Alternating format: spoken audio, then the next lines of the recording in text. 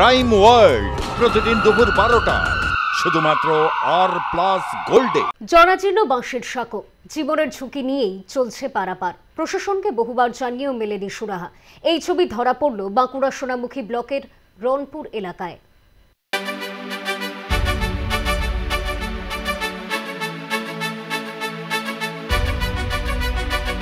বোদাই নদীর ওপর জরাজীর্ণ বাঁশের সাঁকো দিয়েই আতঙ্কের পারাপার গ্রামবাসী। বাঁকুড়া সোনামুখী ব্লকের পূর্ব নবাসন পঞ্চায়েতের রনপুর এলাকায় পঞ্চায়েত অফিসের পেছন দিয়ে বয়ে গিয়েছে বোদাই নদী। বেশ কয়েকটি গ্রামের কয়েক হাজার মানুষ নিত্যদিন জীবনের ঝুঁকি নিয়েই যাতায়াত করেন এই বিপজ্জনক সাঁকোর ওপর দিয়েই। এই বাঁশের সাঁকোটি দীর্ঘদিন ধরেই জরাজীর্ণ অবস্থায় রয়েছে।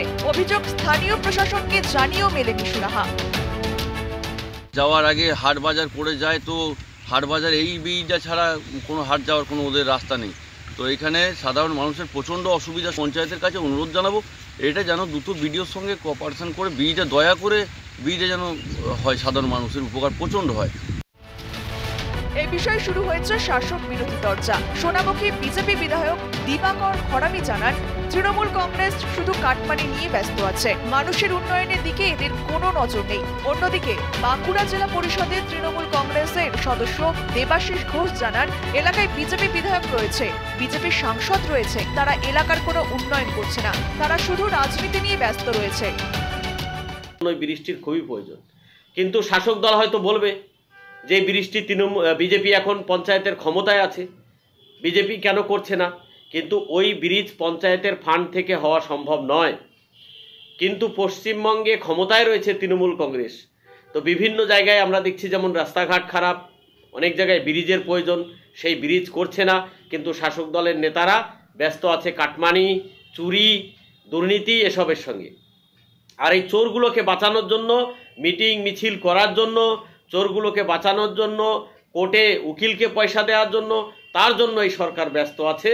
কিন্তু এই সরকার কখনোই সাধারণ মানুষের কথা ভাবছে না এবং যাতে ওখানে একটা ব্রিজ হয় তার জন্য উদ্যোগ নিচ্ছে না।